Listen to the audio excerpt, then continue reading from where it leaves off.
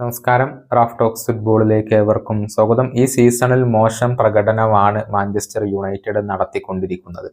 നമുക്കറിയാം, ഇതിനോടകം തന്നെ ഒരുപാട് തോൽവികൾ അവർക്ക് വഴങ്ങേണ്ടി വന്നിരുന്നു. മാത്രമല്ല, യൂറോപ്യൻ കോമ്പറ്റീഷനുകളിൽ ഒന്നും തന്നെ മാഞ്ചസ്റ്റർ യുണൈറ്റഡ് ഇപ്പോൾ അവശേഷിക്കുന്നില്ല. ഇതിനൊക്കെ പുറമെ പലവിധ വിവാദങ്ങളും ക്ലബിനകത്ത് സംഭവിക്കുന്നുണ്ട്.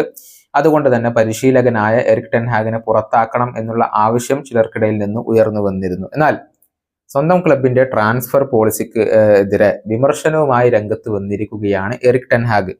ഇങ്ങനെയല്ല ഒരു ടീമിനെ ഉണ്ടാക്കിയെടുക്കേണ്ടത് എന്നാണ് ടെൻ ഹാഗ് ഇപ്പോൾ പറഞ്ഞിട്ടുള്ളത്. സ്ട്രൈക്കറെ സൈൻ ചെയ്യാൻ കഴിയാത്തതും FFP നിയന്ത്രണങ്ങളും ഒക്കെയാണ് ഇപ്പോൾ ഈ പരിശീലകനെ ദേഷ്യം പിടിപ്പിച്ചിട്ടുള്ളത്.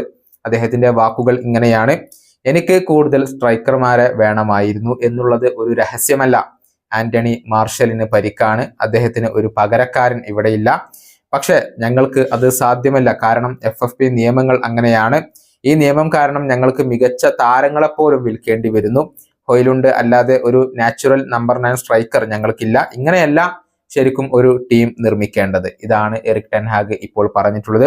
നിലവിൽ ഇംഗ്ലീഷ് പ്രീമിയർ ലീഗിൽ 7ാം സ്ഥാനത്താണ് മാഞ്ചസ്റ്റർ യുണൈറ്റഡ് ഉള്ളത്. ആകെ കളിച്ച 22 മത്സരങ്ങളിൽ പകുതി മത്സരങ്ങൾ മാത്രമാണ് അവർക്ക് വിജയിക്കാൻ കഴിഞ്ഞിട്ടുള്ളത്. പ്രീമിയർ ലീഗിൽ മാത്രമായി 9 തോൽവികൾ അവർ വഴങ്ങിയിട്ടുണ്ട്. ഇനിയിപ്പോൾ അടുത്ത മത്സരത്തിൽ വെസ്റ്റ് ഹാം യുണൈറ്റഡ് ആണ് മാഞ്ചസ്റ്റർ യുണൈറ്റഡിന്റെ എതിരാളികൾ. ഈ വീഡിയോയുടെ അവസാനിപ്പിക്കുന്നു. വീണ്ടും കാണാം.